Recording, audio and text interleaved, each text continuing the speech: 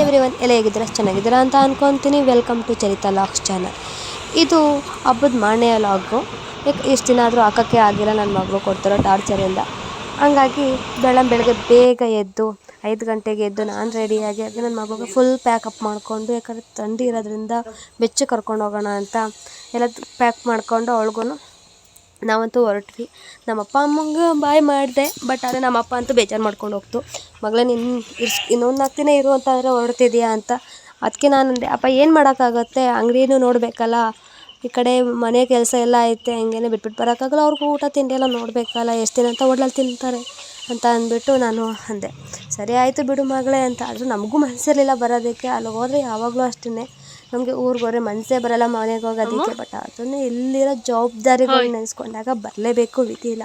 ನಮ್ಮಮ್ಮ ಅದಕ್ಕೆ ನೀವು ಒಬ್ಬಳೇ ಹೋಗಬೇಡಿ, ನಾನು ಬರ್ತೀನಿ ಹೇಳಿ ತನಕ ಅಂದರು. ಹಾಗೆ ನಮ್ಮ ರವಿ ಭಾವನು ನಾನು ಬರ್ತೀನಿ ಅಂತ ಅವರು ಬರ್ತಾರೆ ಜೊತೆಯಲ್ಲಿ. ಹಾಗೆ ನಮ್ಮಮ್ಮ ಅವಳನ್ನ ಎತ್ಕೊಂಡು ಹಾಗೆ ಗಣಪತಿಗೆ ಒಂದು ಕೈ ಮುಗಿಸ್ಕೊಂಡು ಅಷ್ಟಕ್ಕೆ ಅವಳು ಎದ್ಬಿಟ್ಟಿಲ್ಲ ನಮ್ಮ ಅಪ್ಪನ ವಾಯ್ಸ್ ಕೇಳಿ. ಸರಿ ಆಯಿತು ಅಂತ ಅವರು ಬಸ್ ಸ್ಟ್ಯಾಂಡ್ಗೆ ಬಂದು ಬಿಡ್ತೀನಿ ಅಂತ ಬಂದ್ಬಿಟ್ಟು ಹಂಗೆ ನಾವು ಮಾತಾಡ್ತಾ ನಿಂತಿದ್ವಿ. ಆಗ ನಮ್ಮ ನಿಧಿ ಭಾವನು ಬಂದರು. ಅವ್ರನ್ನಂತೂ ಇವಳು ಪಿಲಿ ಅಂತ ನೋಡ್ತಾನೇ ಇಲ್ಲು. ಬಟ್ ನಮ್ಮಮ್ಮ ತುಂಬ ಇಷ್ಟು ಬೇಗ ಹೋಗ್ತೀರಾ ಅಂತ. ಏನು ಮಾಡೋಕ್ಕಾಗತ್ತೆ ಅಮ್ಮ, ಅಲ್ಲಿರೋಂಥ ಕೆಲಸ ಅಂತಂದ್ರೆ ನಮ್ಮ ನಿಧಿ ಭಾವ ಬಂದ್ಬಿಟ್ಟು ಇದೇನು ಮಗ ಇಷ್ಟೊತ್ತಿಗೆ ಹೋಗ್ತಿದ್ದೀರಾ ಅಂತ ಅಂದರು. ಭಾವ ಹೋಗ್ಲೇಬೇಕಾದ್ರೆ ಏನು ಮಾಡೋಕ್ಕಾಗತ್ತೆ ಅಂತ ಹೇಳಿ ಅವ್ರಿಗೊಂದು ಬಾಯ್ ಮಾಡಿ ನಾವು ಬಸ್ ಹತ್ವಿ. ಬಟ್ ನಮಗೇನೋ ಸದ್ಯಕ್ಕೆ ಸೀಟ್ ಸಿಕ್ತು. ಹಂಗೇ ಟಿಕೆಟ್ನ ತೊಗೊಂಡು ನನ್ನ ಮಗಳಂತೂ ಬಿಡ್ತೀನಿ ಅಂತ ನೋಡ್ತಾ ಇದ್ಲು. ಅವ್ರು ಮಲ್ಕೊತಾನೆ ಇರಲಿಲ್ಲ, ಇನ್ನೇನು ಮಲ್ಕೊತಾನೆ ಇರಲ್ಲ. ಅಲ್ಲಿ ಕೊನೆ ಲಾಸ್ಟಲ್ಲಿ ಇನ್ನೇನೋ ಚಿಕ್ಕ ಮಂಡೆ ಸಿಗ್ತೈತೆ ಅನ್ನೋ ಮಲ್ಕೊಂಡು ಹೆಂಗೋ ಸದ್ಯಕ್ಕೆ. ಹಂಗೇ ನಾನು ಅಲ್ಲಿಂದ ಆಟೋ ಮಾಡಿಕೊಂಡು ರೈಲ್ವೆ ಸ್ಟೇಷನ್ಗೆ ಬಂದು ಟ್ರೈನ್ ಹತ್ಕೊಂಡು ಹಂಗೆ ಅವಳು ಮಲ್ಕೊಂಡ್ಳು.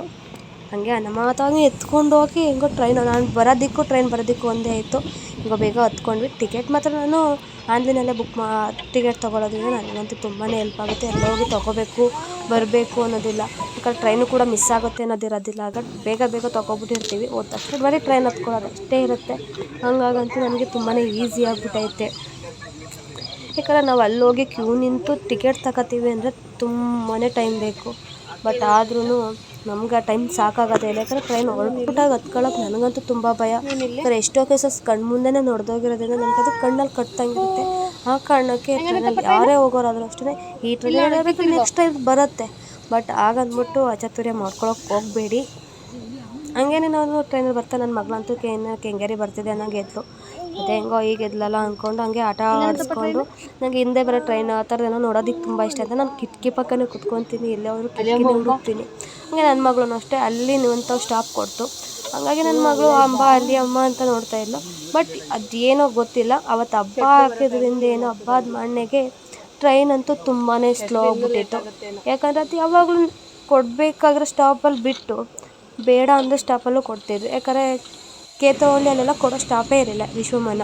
ಅವತ್ತು ಹಬ್ಬ ಇರೋ ಸೀಸನ್ಗೆ ಇರೋದಕ್ಕೆ ರೀಸನ್ಗೇನೋ ರಿಕ್ವೆಸ್ಟ್ ಮಾಡ್ಕೊಂಡಿದ್ರು ಅನಿಸುತ್ತೆ. ಆ ಕಾರಣಕ್ಕೆ ಏನೋ ಕೇತವಳ್ಳಿಲಿ ಹೆಜ್ಜಾಲದಲ್ಲಿ ಎಲ್ಲ ತಾವು ಸ್ಟಾಪ್ ಕೊಟ್ಕೊಂಡು ಬಂತು.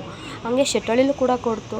ನಾವು ಆವಾಗ ಅಂದ್ಕೊಂಡು ಮೋಸ್ಟ್ಲಿ ರಿಕ್ವೆಸ್ಟ್ ಸ್ಟಾಪ್ ಇರಬೇಕು, ಇವತ್ತು ಹಬ್ಬ ಆಗಿರೋದ್ರಿಂದ ಹಬ್ಬದ ಮಣ್ಣೆಗೆ ತುಂಬ ಜನ ಓಡಾಡ್ತಾರೆ ಅಂತ ಎಲ್ಲೋ ರಿಕ್ವೆಸ್ಟ್ ಸ್ಟಾಪ್ ಮಾಡಿಬಿಟ್ಟಿದ್ದಾರೆ ಅಂತ ನಂಗೆ ಅವಾಗ ಅರ್ಥ ಆಯಿತು. ಹಂಗೆ ಹೋಗ್ತಾ ಕೆಂಗೇರಿಲಿ ಮುಂದ್ಗಡೆ ಇರೋರ ಜೊತೆ ಆಟ ಆಡ್ತಿಲ್ಲ. ಅವ್ರು ಕೆಂಗೇರಿಲಿ ಹೇಳ್ಕೊಂಡ್ರು ಅಂತ ಅವಳಂತೂ ಅವ್ರಿಗೆ ಬಾಯ್ ಮಾಡ್ಕೊಂಡು ಹಂಗೆ ಹೋಗೋರು ಬರೋರಿಗೆ ಆಯ್ ಅಂದ್ಕೊಂಡು ಆಟ ಆಡ್ತಿದ್ಲು. ಹಂಗೆ ಆಟ ಆಡ್ತಾನೆ ನಮಗೂ ನಮ್ಮ ಸ್ಟೇಷನ್ ಬಂದೇ ಬಿಡ್ತು. ಹಂಗೆ ಅವಳನ್ನ ಕರ್ಕೊಂಡು ನಾನು ಬಂದ್ವಿ. ಹಂಗೇ ಅವಳು ಅಂಗಡಿಲಿ ಬಿಟ್ಬಿಟ್ಟು ನಾನು ಕೆಲಸ ಮಾಡ್ಕೊತೀನಿ. ನಾನು ಬೇಗ ಅವ್ಳಿಗೂ ಡ್ರೆಸ್ ಚೇಂಜ್ ಮಾಡಿ ನಾನು ಡ್ರೆಸ್ ಚೇಂಜ್ ಮಾಡ್ಕೊಂಡು ಕೆಲಸ ಸ್ಟಾರ್ಟ್ ಮಾಡ್ಕೊಂಡ್ವಿ. ನಾಷ್ಟ ಎಲ್ಲ ಮಾಡ್ಕೊಂಡು ಅವಳಿಗೂ ತಿನ್ಬಿಟ್ಟು ಅವಳಿಗಲ್ಲೇ ಬರ್ತಾ ಪಲಾವ್ ತಗೊಂಡು ಬಂದಿದ್ದೆ. ಹಂಗೆ ನಾನು ಬಂದಮೇಲೆ ನಾನು ಏನೋ ಮಾಡ್ಕೋಬೇಕಲ್ಲ ಅಂದ್ಬಿಟ್ಟು ಒಂದು ಸ್ವಲ್ಪ ರೈಸ್ ಮಾಡಿಕೊಂಡು ಮೊಸರು ಹಾಕೊಂಡು ತಿನ್ಕೊಂಡ್ವಿ. ಹಂಗೆ ಬಂದ ತಕ್ಷಣ ಅವಳನ್ನ ಬಿಟ್ಬಿಟ್ಟು ಹಂಗೆ ಡ್ರೆಸ್ ಎಲ್ಲ ಚೇಂಜ್ ಮಾಡಿ ನಾನು ಮನೆಗೆ ಕಳಿಸಿ ನಿಂತ್ಕೊಂಡೆ. ಬಟ್ ಆದರೆ ನನ್ನ ಮಗಳಂತೂ ಏನು ಮಾಡ್ತಿದ್ದಾಳೆ ಅಂದರೆ ಮೆಹಂದಿ ಬಿಟ್ಕೊಂಡು ಕೂತಿದ್ದಾಳೆ. ನಮ್ಮ ಮನು ಎಷ್ಟು ಹೇಳಿದ್ರು ಕೇಳಲ್ಲ ಅವಳು. ಯಾಕಂದರೆ ಅವಳು ಅಪ್ಪನ ಮುದ್ದಿನ ಮಗಳು, ಅಷ್ಟು ಮುದ್ದು ಮಾಡಿಬಿಟ್ಟಿದ್ದಾರೆ ಅವಳನ್ನ. ನಾನು ಏನಾರ ಬೈದರೆ ಅವಳು ನನಗೆ ರೇಗ್ತಾರೆ ಅವರು. ಏನು ಕುಡಿತೀಯ ನನ್ನ ಮಗಳಿಗೆ, ಏನು ಬೈತೀಯಾ, ಹಾಗೆಲ್ಲ ಬೈಬೇಡ ನೀನು, ಅವಳಿಗೆ ಹೇಳು ಕಲ್ತಂತಾಳೆ, ಇನ್ನೂ ಚಿಕ್ಕವಳು ಅಂತ ಮುದ್ದು ಜಾಸ್ತಿ ಆಗಿರೋದ್ರಿಂದ ಅವಳು ಆ ಥರ ತುಂಬ ಹಠ ಮಾಡೋದು ಕಲ್ತಿದ್ದಾಳೆ ಈಗ ಅಂತ. ಅದರಲ್ಲೂ ಮೆಹಂದಿ ಅನ್ನೋದು ಎಲ್ಲಿ ಬಿಟ್ಟರು ಸಿಗಲ್ಲ, ಬಿಡಲ್ಲ, ಎಲ್ಲ ಬೇಕು ಅಂತಾಳೆ. ನನಗೂ ಬಿಡಿ ನೀಟಾಗಿ ಬಿಡಿಸ್ಕೊತಾಳೆ. ಬಿಡಿಸ್ಕೊಂಡ್ಮೇಲೆ ಅಪ್ಪಚ್ಚಿ ಮಾಡಿಬಿಡ್ತಾಳೆ. ಏನು ಮಾಡೋಕ್ಕಾಗುತ್ತೆ, ಸರಿ ಆಯಿತು ಅಂತ ಮತ್ತೆ ಬಿಡ್ತಾನೆ. ಭಯ ಎಲ್ಲಿ ಅದು ರಿಯಾಕ್ಷನ್ ಆಗಿಬಿಡುತ್ತೆ. ಯಾಕಂದ್ರೆ ಚಿಕ್ಕ ಎಳೆ ಪಾಪು ಅದು, ಅದ್ರ ಕೈ ತುಂಬ ಸೂಕ್ಷ್ಮ ಇರೋದ್ರಿಂದ ಎಲ್ಲಿ ನಮ್ಗೆ ರಿಯಾಕ್ಷನ್ ಆಗುತ್ತೋ ಅನ್ನೋ ಭಯ. ಬಟ್ ಆ ಭಯನೇ ಇಲ್ಲ. ಹಂಗಾಗಿ ಏನು ಮಗಳೇ ಇದು ಅಂತ ಅಂದರೆ ಬಾ ನಿನಗೂ ಬಿಟ್ಕೊಡ್ತೀನಿ ಅಂತ ಅವ್ರ ಅಪ್ಪನಿಗೂ ಬಿಟ್ಕೊಡ್ತಿದ್ದಾಳೆ. ಇಷ್ಟು ಉದ್ದ ಇದ್ದಾಳೆ, ತಾನು ಬಿಟ್ಕೊಳ್ಳೋದಲ್ಲದೆ ಅವ್ರ ಅಪ್ಪನಿಗೂ ಬಿಟ್ಕೊಡ್ತಿದ್ದಾಳೆ. ಈ ಏಜ್ಗೆ ಅದು ಇಟ್ಕೋಬೇಕು, ಹೇಗೆ ಇಟ್ಕೊಂಡು ಬಿಡಬೇಕು ಅನ್ನೋದು ಕೂಡ ಬರುತ್ತೆ ಅನ್ನೋಕ್ಕೆ ನಮ್ಗೆ ನಗು ಬರುತ್ತೆ ಅನ್ನೋಸಲ. ತುಂಬ ಆ್ಯಕ್ಟಿವ್ ಆಗಿದ್ದಾಳಲ್ಲ, ಇಷ್ಟೊಂದು ಆ್ಯಕ್ಟಿವ್ ಆಗಿರ್ತಾರ ಮಕ್ಕಳು ಅನಿಸುತ್ತೆ ನಂಗೆ ಒಂದೊಂದ್ಸಲ ನೋಡಿದಾಗ. ಮತ್ತು ನೋಡ್ತಾ ಗೊತ್ತಾಗ್ಬಿಟ್ಟೈತೆ ಈಗಿನ ಜನ್ರೇಷನ್ ಅಷ್ಟು ಫಾಸ್ಟ್ ಇದೆ ಅನ್ನೋದು. ಹಂಗೆ ಇದಾಗಿತ್ತು ಇವತ್ತಿನ ಬ್ಲಾಗ್. ಹೇಗಿತ್ತು ಹೇಗೆ ಅಂತ ಹೇಳಿ ಕಮೆಂಟ್ ಮಾಡಿ. ಹಾಗೆ ಸಬ್ಸ್ಕ್ರೈಬ್ ಮಾಡಿಲ್ಲ ಬೇಗ ಶೇರ್ ಮಾಡಿ. ಇಷ್ಟೊತ್ತು ನೋಡಿದ್ದಕ್ಕಾಗಿ thank you so much. Bye.